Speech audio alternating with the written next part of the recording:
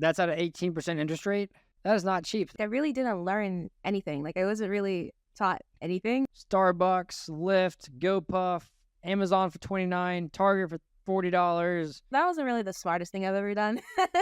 I don't look at my statement. It's scary. So I just don't. That money's going to come and go out of your bank account whether you pay attention to it or not. My name is Larity. I'm recently 21 years old, and I'm calling in from Los Angeles. And what do you do for a living? I work at a nonprofit in development, but I'm also simultaneously a student at the same time. And how much do you make? I don't know. I make like $25 an hour. I don't know what that is annually. How many hours a week do you work? 35 hours a week. Yeah. About $45,000 a year. And how long have you been doing that for? This is my most recent job, but I've been in this ballpark of like nonprofit and also same exact like pay for the last couple of years. Sounds like you're going to school right now as well. Yeah, I'm both working full-time and also going to school full-time. And what are you studying? I'm studying creative writing at the moment. And what's your current estimated graduation date? 2026. I'm like a sophomore right now. How would you kind of define your current financial situation on a scale of 1 to 10? Boy, I'd give myself a 6 because I know I could be like way smarter, but I don't have time. And also like school is expensive, so I'm still like accruing loans. You don't have time to figure out finance? Is that what you're saying? Yeah. That's a horrible attitude to have. New Year's resolution. So, current assets. What assets do we have right now? Off the top of my head, I have an investment account that I don't really know how it works, but I put money in it and it makes me money. Yeah. It's with Betterment. Okay. I try to put about like 30 to 50% of a paycheck if I can, into it, like every 2 weeks. But you know, life happens sometimes, so you have to take money out and da. So I think currently I have like a maybe $4,000 in there. And outside of my investment account, I think I bought like $300 in like treasury bonds like 2 years ago, and I think that's everything for assets besides regular paychecks that kind of disappear within like pretty soon after you pay for stuff. Okay, so you started investing. You put on the initial sheet you sent me $1,300 in non-retirement assets. So that's $4,000 now you have in your Betterment, and there's no other investment accounts outside of that? Yeah. Okay. And how much do you have in your bank account right now in savings or checkings? Maybe $300. So living life on the edge there. And then debts. What different debts do we have right now? I have student loan debts that I think is about $9,000 currently. 13,000 is what you said on the spreadsheet. 13,000. Okay, then that's probably right. I don't know what the number. Gotta know your numbers. Step number 1 of finance is you gotta know your numbers. And then other debt, like private loan, 3,000, I think, or 4, something like. And then credit cards. Any balances on your credit cards right now? Yeah, like $200. I have like one credit card. Okay, so I see that 193 is what the end of the last statement was. That puts you at roughly just over $16,200 in debt. Total assets $4,600, which puts your net worth at negative $11,600. Does that sound about right? Yeah. Oof. Have you ever calculated your net worth before? No. So let's talk about college. You're in college right now. You're studying creative writing, planning on graduating in, I guess, 2 more years. What are your future career goals to go from there? I want to be an actor full time, so I'm working towards that. But currently, I'm just like working on my resume outside of acting. And hopefully in the future I could be a full-time actor. I want to make 6 figures because I feel like I'm very stuck in like that sort of like 50,000 to 70,000 range, which Los Angeles is expensive and that's really not enough. So I guess I want to make enough money that I'm not living life on the edge and definitely not like in the negatives net worth wise, but I don't really have a clear like financial sort of goal at all. I'm just like, I want to like be able to like afford rent and like not sweat. Yeah. Making 6 figures is great, but if you don't understand how to manage money or how to budget or how to track your expenses now, then you're not going to be able to do that when you're making $100,000. Let's talk about your current monthly expenses I have here. So you put net income as about $2,600. So your total paychecks a month is about $2,600 after taxes? Yeah. Okay. Because I see no rent right now. I'm at college right now. Okay. So the rent is part of the tuition. Yeah. So is that, I guess, coming out of the student loans then? Yeah. Okay. Car, no car right now, it looks like? Yeah. Okay. Groceries, spend about $250 a month on groceries. Are you on a meal plan as well? Or is... Yeah. Okay. So this is $250 outside of the meal plan then?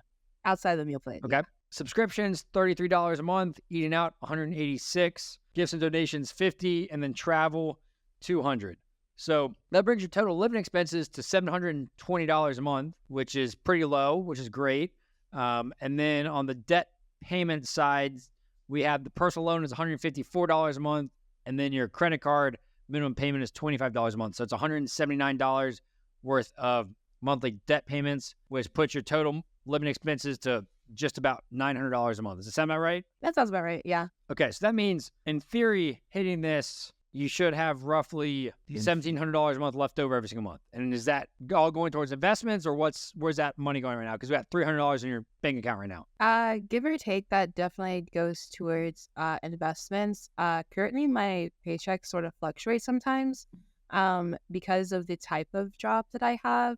I don't really, if my job is off, then I don't get paid for those days. So sometimes like it doesn't really match up. And are you saying like with holidays, if it's closed? Okay. Yeah. And most of the other money goes towards investments, I think. And yeah, not really sure. Yeah, that's about it. So with school right now, how much in student loans are you taking out every single semester, would you say? Not actually sure. I think 2 or 3. No, 2,000, I think. Yeah. 2,000 a semester? Yeah.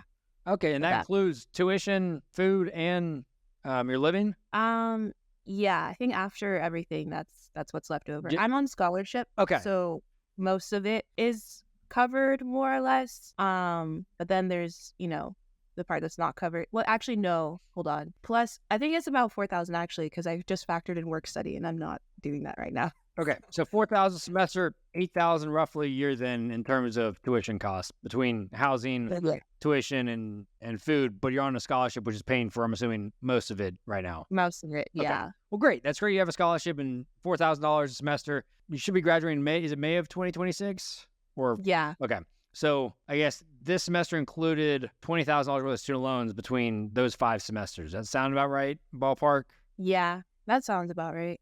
But $4,000 a semester, that could definitely be something you look at just cash flowing. And that way you come out of college, you don't owe any money. Honestly, it's not a horrible idea. Some people tell you don't do that. Other people tell you do it. It really comes down to personal preference. Personally, I would go the route of, hey, you have $1,700 a month that you have left over if you're working full time. That's $20,000 a year.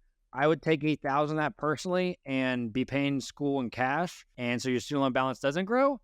Some people say, oh, well, student loan interest is 0% until you graduate or 6 months after you graduate. So put that in a high yield savings account. You can go that route. Just as a matter of, do you trust yourself sitting in a checking account and not touching it when you graduate on something else or during that time period, which a lot of people will. But because I want to figure out what are some things that you can do that put yourself up for success when you graduate. But I love that you're working full time. Gives you the opportunity to have income to pay down some of this debt and or cash flow some of it as well. So I do have a question I want to touch on. The personal loan, $3,000. It's an 18% interest rate, so your minimum payment is $154 a month. What is that from? There are 2 separate things. One of it, as I got Invisalign like a little bit ago, and that was like 5,000. No, not 5,000. 500 down. And then, no, it was 200 down, then 1,800 something or the other. Yeah. Like, you have to pay over, I don't know how many months. Yep. I think like 24 or 36 or I don't know. And then I got a cosmetic like procedure that was like about $1,000 something, give or take. That is with Care Credit.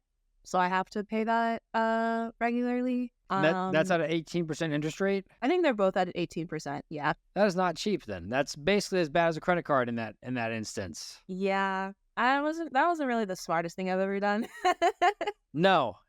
But hey, these are things that you can figure out now and learn, and then okay, that $3,000 mistake doesn't turn into a $10,000 mistake or a $20,000 mistake, and you make that again in your life. If you have an interest rate of 18% on both of those loans, what I'd be doing instead of putting money towards betterment, I mean, the average return of the S&P 500 is 10% basically over the average of the last 10, 20, 30 years. And if you have interest rates of 18% on these personal loans, you're losing 8% basically on average a year towards putting money in the stock market versus paying off this debt. And the same thing with credit cards. If the credit cards are 26%, 30%, and you're investing in something that averages 10%, then you're losing money on that. And so what I'm always a big fan of is, hey, let's pay off debt before, especially high interest debt, but 18%, you're not going to outperform that 99% of the time. I mean, these are the things you have to kind of think about when it comes to personal loans, but that's something that you'd be able to clear off in under 2 months is, hey, let's stop putting money in betterment. You're trying to put 50% of your paycheck in that. Let's put that towards personal loans, pay those off in the next couple of months. And then guess what? You're not paying 18% interest to anyone. Have you ever thought about paying those down versus investing before? No, not really. I feel like I haven't really thought about like the differences. I've like actually just done no math. I hear you have to pay your debts on time, and you have to have an investment account, and that's just what I've been doing. Well, I guess you're paying the minimum payments on the personal loan, so you're paying those technically on time with their schedule, but it's still debt, still balance, and that's the biggest thing is the math equation is like, hey, you have debt that's interest rate is 18%, but you're investing in something that averages 10%. That means you're just losing 8% trying to do this when most likely it's, yes, some years it might outperform this, but typically it's not going to on average over long periods of time. So that's probably the first thing to look at is, hey, let's pause the investing. Love that you started investing, but let's pause the investing and attack this debt first, and then we can start talking about investing after that. Same with the credit card debt. Having $193 on your credit card balance and investing money during that time period is just not smart because, again, your credit card, I'm assuming, is probably a higher interest rate than 18%. It is 32%. So yeah, you are keeping a $200 balance on that credit card at a 32% interest rate versus trying to invest at an average of 10%. Well, on that note, we're going to go through your monthly transactions and see where is this money going, because like I said, we should have $1,700 a month left over, either going to your betterment account or should be sitting in your savings account. And I'm assuming it's not sitting in your savings account because we've got $300 in there. So yeah, we're going to see if we're actually spending $900 a month, including the debt payment. Is that where we're going to land for this last 30 days that you sent over? Probably. I don't remember what it was. I don't look at my statement. It's scary. So do you budget? I'm assuming you don't budget at all and you don't even look at these statements, it sounds like. I have a general idea of I should at least have this much on these dates to pay off this. And then I try to stay in a ballpark of a certain amount. If I feel like I'm spending too much on something, I'm like, that's enough, Larity. Let's cut that out until next paycheck. I think you can keep doing that. It's a very, very loose sort of idea. I'm assuming we're going to go through this bank statement and the credit card statement, and the projected $900 a month is not going to be how much you spent on these statements. Yeah, probably not. And the worst thing you can do is turn your eye and not look at your statements because it doesn't look fun. It's not exciting. You're scared of it, whatever it is. Because guess what? That money's going to come and go out of your bank account whether you pay attention to it or not. We'll take a wild guess. How much did you spend on your debit card and ATM during this time period, which was November 22nd to December 18th? I can't even give a good guess. I'm going to say $400. I don't think that's true, though. $1,681. So not $400, but $1,600. That's crazy. What? That's my sibling. I probably sent them something that our like adults sent us for them to go home. Something like that. Transferred money that wasn't mine. So like I got sent money and transferred it to them. So these are all, I mean, I'll run the transactions. A lot of these are Ubers, yeah.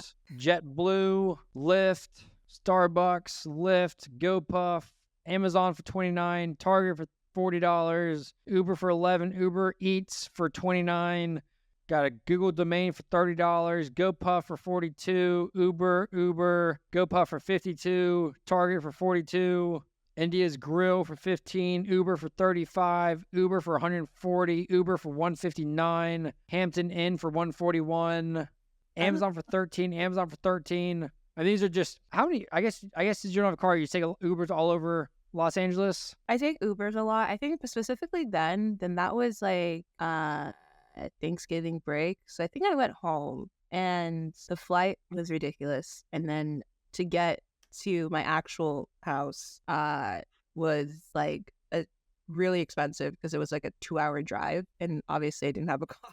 That's the that's $140 and the $150 Uber then. Yeah. Yeah. I don't see the flight in here, so the flight must have been on a previous statement.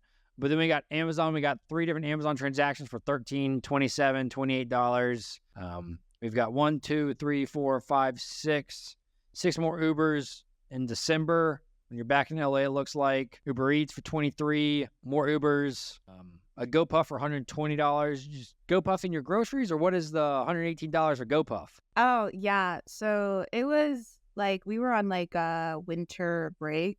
So like dining halls are closed. So I actually had to like make food for myself. So I didn't want to like leave.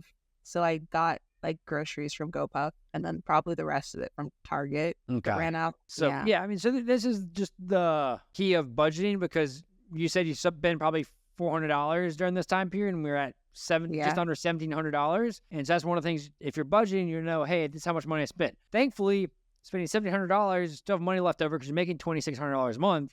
But these are things you have to think about. Okay, this isn't necessarily the most sustainable route. If you want to start paying off this debt, you're not going to have as much money left over to make those changes. So obviously, when you have no car in LA, difficult to get around.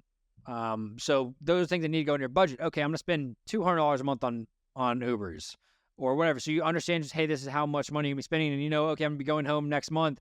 Maybe I need to allocate $400 of my budget next month to Ubers when I'm going home or traveling, whatever that might be. But things to think about, put in your budget and just understand where your money is going, because the worst thing to do is not think about it. And then you probably didn't realize it between Amazon, Target, you probably spent at least a couple $100, looks like, between all of those.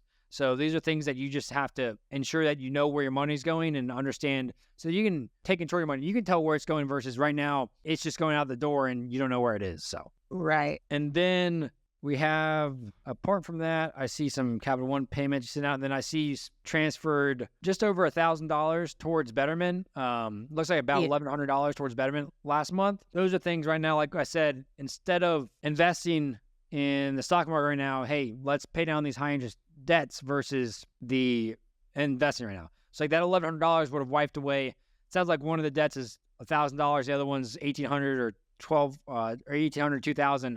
That would have wiped away the smallest one, and then, hey, you only have that one other one left. You knock that out the next month, and then guess what? You have no more personal loans left over. So does that make sense? Yeah. And then when it comes to your other account, let's see if there's any transactions in here. I think this is all, looks like you use Zelle money to yourself back and forth on this account. It's supposed to be my savings account, but then I need to like transfer money to my checking account. So it's supposed to be for savings, but you take it out and use it in your checking account anyway. Yeah. Yeah, so that's, there's no expenses on here. And then on the credit card, you paid $54, but then you spent $45 on it and you got charged $5 in interest. And on that, we've got Lyft, Amazon Prime, Netflix, and then Bumble. So we only spent $45, which is not bad. But right now, given your situation, one thing I like to see too is consolidation. I mean, you have a bunch of different, you have 3 different accounts right now.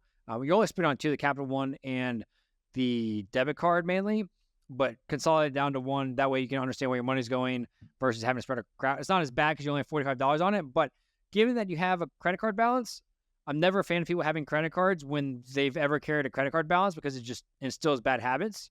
So my suggestion to you on that front is, hey, keep the credit card open. I don't care if you want to do that. Put it in a drawer where you can't swipe it, but that way you can't go shopping on it. You can't go run up that balance. That's the worst thing you can do, especially in college, is run up a balance on the credit card. I had a friend in college. He spent, I think he maxed out his credit card $2,000 or $3,000 his first credit card, and he maxed it out within who knows how long it took him to do that, a couple months. And it's just a bad thing to do when you're in college, because credit card debt is 32% interest rate on it. You pay $100 towards it, but then 85 of that is going towards interest or something crazy. So you just need to make sure that you are very responsible when using a credit card. So I would suggest don't use it at all for right now until you get yourself on a budget, on a plan, and then get this debt paid off. And then, okay, let's start looking at using a credit card as long as you're budgeting and living below your means. When it comes to your finances right now, you put yourself at a 6. I would say for being 21, being full-time in school and working, I've seen worse financial situations, but it probably puts you, I'd probably put you at a 4. And I'd put you at a 4 for a couple of reasons. One, so that's going for you. You have a job making $40,000 a year in college, which is great. And you have income coming in. You have the ability to live below your means because you don't have $2,000, $3,000 a month coming out on a rent. So you have margin to live off of. You started investing, which is great at a young age. What I don't like is, one, the personal loans. 18% interest rate, don't like that at all. Those things need to be attacked with all your might the next 2 months, get them paid off and be done with them. 2, the credit card debt, same thing. Credit card debt is a no-no. That brings you down. And then student loans, I'm glad you only have about $4,000 a semester in student loans that you're kind of taking out right now. What I would suggest is budgeting, number one. You need to understand where your money's going. You need to make sure you're living below your means. So that means creating a budget every single month, tracking all your expenses. It only needs to take a couple minutes of your time every single week. Copilot, I spend maybe 20 minutes a week on it. Number 2 is figuring out a plan for paying off this debt. And I would look at the credit card first, pay that off immediately. It's $200 once you get your next paycheck. Don't think about investing. Don't think about spending that money. Pay off the credit card debt. After that would be attacking the personal loans, 2 different personal loans, paying those off one by one. Are you familiar with what debt snowball is? So the debt snowball route is paying off listing your debts from smallest to largest, and then paying the minimum balance on all of them, and then throwing everything extra you have at the smallest balance. So in your instance, it'd be the credit card debt first, about $200. Then it'd be the one that's about $1,000, and then it'd be the other one that's about $2,000. So you pay the minimum payments on all of them, pay the credit card off first in full, the first paycheck. Everything extra, your $500 would go towards the next balance, which would bring that down to hopefully around $700. Next paycheck, you'd be paying the minimum payments on both of them. Everything else going towards the smallest balance one, and then repeat that cycle, continue moving along. So it just allows you to clear up those. So you don't have those minimum payments anymore. It gives you psychological wins for, hey, I paid off this debt. I can pay off the next one, get some momentum going that way. But I use the debt snowball method to get rid of those first 3 debts. Then once that's done, figuring out your plan with student loans. And I'd be in the camp of, hey, what is a balance that could be, some people say, hey, invest right now. And others say, hey, cash flow college. I don't think you could go wrong with either of those as long as you do those, you don't spend the money. If you're spending the money, it's not a good situation because that defeats the purpose of building your financial future if you're just going to spend all the money versus investing it or paying off debt. So what I would look at is, okay, if you can live on a budget and maybe your budget isn't actually like you have on here, $700 a month, maybe it's $900, maybe it's $1,000, that you're like, okay, I can stick to this budget and I'm not going to be overspending every single month, $1,000. That gives you $1,600 a month left over after all of that, which would be $19,200 a year. If I was in your shoes, what I would say is, okay, you have $19,000 a year left over. Let's spend $8,000 of that on student loans so you don't increase that balance anymore. Because I would personally rather graduate from college with $13,000 worth of student loans versus 30, even if I had money sitting in an investment account. That's how I am. I would rather just not have minimum payments, all those payments when I graduate. But you cash flow the rest of your college and still at the same time invest over $10,000 a year in investment accounts in the stock market, in Betterment, in Vanguard, and whatever platform you decide to choose. So that's what I would do. And that means, hey, looking at maxing out your Roth IRA, I think that's a phenomenal idea. And then the rest of it is a taxable brokerage account. Or if your work has a 401k or things like that, or those things you can contribute to, you can look at that as well. I would be a proponent of paying for school as you go, and then not having to worry about the student loans as much when you graduate. And some people say, oh, well, you can earn 4% interest on your $8,000 you can be paying towards the student loans if you had a high yield savings account every single year, whatever it might be. So we'll call it 4.5%. So that's $360 a year in theory you'd be earning over 2 years, which would be $720. But then guess what? You have to pay taxes on it, which in the state of California is not the best. So you earn $720 in your high yield savings account. You pay, let's call it 70 or 30% taxes. You earn $500 over the course of 2 years. Is that worth having that when you graduate? I would rather, it's not a meaningful amount of money. If you said, okay, I have a $500,000 loan at 0% and I could do that instead, yeah, that's a meaningful amount of money. It's $20,000, $30,000 a year that you'd be earning. But I personally rather not see that balance grow than have an extra $250 to $300 a year in my pocket. I mean, it's $20 to $30 a month. It's not a meaningful amount. That's one meal eating out. You could go pick up one more hour of work and it fixes the difference. So that's how I look at it, is it's not a meaningful amount of money in terms of what the arbitrage would be. And it's also not a long enough time period to say, hey, let's go invest the money either. Because when you're investing in the stock market, you don't want to put money in there that you want to touch in the next 5 years. Because who knows what the next 5 years are going to bring. The market could be down, it could be up, but there's risk associated with it. So even if your interest doesn't resume until December of 2026, so basically 3 full years from now, that's within 5 years. And guess what? The stock market could be lower than it is today. And then what do you do? Sell your investments to pay off the debt then when the balance is lower? Or are you going to wait and then start paying interest on it? So it's never a good idea to invest money when, hey, your timeline is under 5 years because of market fluctuations. We saw in 2022, stock market is down 20-something%. The next year is up 20-something%. And it can be very volatile because wars, because of COVID, because of everything else in between. It's not a very good idea to be investing with short investing horizons. Does that make sense? Yeah. So that's what I look at is, okay, cash flow the rest of school is what I'd be doing if I was in your shoes. I think that'd be a great route. And even then, over the next 2.5 years is, okay, maybe you're paying down the $13,000 you have now as well, and then you graduate debt-free. I mean, that would be honestly a great feeling to know that you went through college, cash flowing college, the rest of your college, and paying down your debt. So you graduated because of your scholarships and because of your hard work while working. You have no student loans when you graduate. And that means when you go make $100,000 a year, you don't have payments you're making to someone. Yes, the interest rate on the student loans might be 3, 4, 5, 6%. Who knows? But you don't have to worry about signing up for that. You don't have to worry about making those minimum payments. You have to worry about the stress of that, or you have to think about it. And for a couple $100 a year, I personally would be in the ballpark of, hey, let's just get rid of it, pay them down, and not have to worry about it. So does that make sense? Yeah. What do you think about that?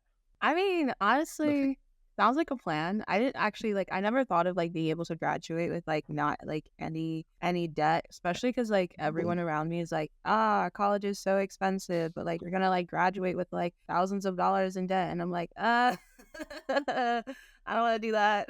And you have the opportunity to be weird, and I think that's pretty awesome, honestly. I mean, the average American graduates school with student loan debt, and if all your peers are doing it, and the American dream right now is a car you can't afford, a house you can't afford, credit card debt, student loans, why not do something that people aren't doing? And people might say, oh, well, that's stupid. You could be investing in it, or you could be doing this.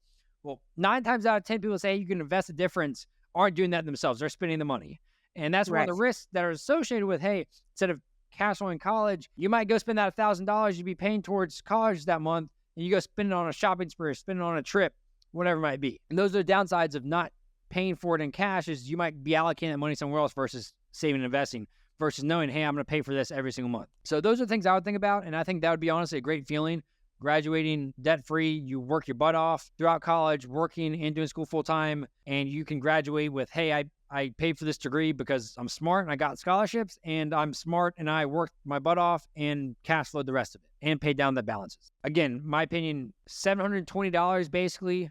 If we're sitting at a 4.5% interest rate on $8,000 a year, I mean, you'd be earning $360 in your high yield savings account if all that money was in your high yield savings account, if it was all in there in day one, and if there was no such thing as taxes. And looking at your bank account right now, that money obviously comes and flows if you have it in your savings account.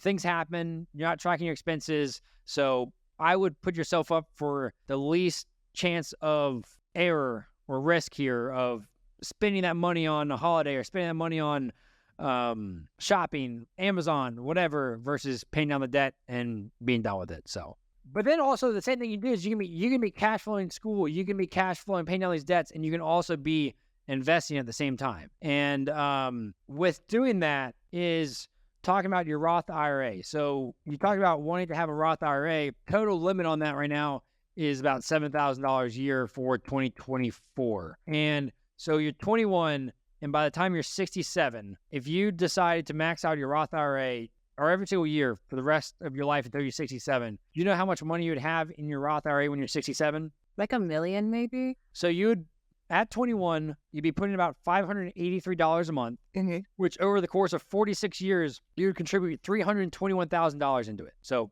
it's not a small amount of money, but $7,000 a year over the course of 46 years. At the end of the 46 years, if we estimated a 7% annual rate of return, so the S&P 500's around 10%, account for 3% inflation, $2.37 million. Oh, that's a lot. That's a lot of money. And a lot of people are like, oh, well, $2.37 million is a lot of money when you're 67, 46 years from now. Well, two things to that. One, $2.3 million is a heck of a lot better than having $0 when you're 67. And Right. two, I'm using 7% as a rate of return versus 10%, which is the historical average, so we account for 3% inflation. Inflation might be 4%, inflation might be 5%, inflation might be 2%. I don't know. But I'm using 3% as a historical range of inflation so that instead of having a 10% return, it's at 7%. So we did it at 10%, it'd be $6.7 million. But obviously, want to account for inflation, so it's more realistic on what it is in today's dollars, and that's $2.37 million. And guess what? That doesn't include investing in a 401k. That doesn't include investing in taxable brokerage accounts. It doesn't include investing a single dollar over that $7,000 a year. But if you start doing that now, you're going to become a multimillionaire in no time. Because when you graduate, have no debt, have no payments, you can invest more than just maxing out your Roth IRA. You can be investing in adding more money to the pie. But the issue is, if you wait and start, say you wait until you're 31 to start versus starting when you're 21, do you know how much money you'd have at 67? Probably like half the amount or less. Yeah, just about half. So $1.1 million. And then if you do it when you're 50, if you wait until you're 51, so you waited 30 years, you'd have $200,000. So you'd have over $2 million left. So that's why it's important. You're young, you're 21 years old. These are things that you can start doing today, start learning about, start educating yourself, start maxing out your IRA, Roth IRA this year, and that's going to pay you millions of dollars over time compared to if you wait until you're 51 to start getting your finances in control. That makes sense. Yeah. So that's why it's important. Start budgeting, start understanding where your money's going, start tracking these things now so that, hey, when you're 51, when you're 61, when you're 31 even, you're going to thank yourself for starting to take action today versus, hey, let's figure out the budgeting and finances side until I'm older and I'm making more money. So that'd be my suggestions for you. Budgeting, paying off this debt from smallest to largest, looking at cash flow in the rest of school, and then educate yourself about investing, maxing out your Roth IRA, taxable brokerage accounts, and start going at that route as well because you have margin in your budget every single month after you account for your current living expenses. Even if you throw in your tuition costs in there, you're going to have more money to throw into your Roth IRA and some taxable brokerage accounts as well after that. So that will allow you to set yourself up for success. Wild success if you start doing that now, and when you graduate, you'll be even do more when you start making more money too. So yeah, that makes a lot of sense. Awesome. Well, what are some personal finance mistakes you think you've made? I'd say like all of that personal debt was entirely unnecessary. Like that didn't need to happen. I think, I don't know, when I opened that credit card when I was 18, I was like, yeah, like people were like, you should like have like, because everyone was like, you should have like a credit score. And I didn't have like a credit score before that. Obviously, I didn't have any debt. And I was like, yeah, I'll just have it. And then like, I'll put like $10 on it and I'll pay off the $10 every single time. And clearly it's not $10. That's the issue with it. Yeah. And I should have read the fine print. I definitely didn't. I just kind of like clicked around the internet and they're like, yeah, this one's like good if you have like no credit score. And I was like, nice. That's what I'm getting. So definitely like read everything. It's something I'm starting to do now. Make sure that you know what it is that you're paying for. Like, don't just like sign stuff and be like, yep, I'm just putting my name on it. Like, you know, I actually didn't know it was 32% until you put it on like the little spreadsheet thing. And I was like, 32%? What? Not That's cheap. crazy. No. And neither is the 18%. I didn't even look at that. I was like, cool. I don't have to pay all this right now. Yay. Yep. And that definitely hurts you in the long run. You have a $1,000 balance and you have a 32% interest rate. You're basically paying $300 for that item over the course of the year. And it's just, might make a minimum payment of $25 or $30, but guess what? Like 25 of that is going directly towards the interest and your balance is going down slowly and it will take you years and years to pay off the debt. I mean, it's just not a fun spot to be in and to look at those numbers. So definitely great advice is looking at the numbers, understanding them. Yeah. Thank you so much for like talking me through this. I feel like this is the most I've ever like talked about money in like any serious capacity like ever. So this was really helpful.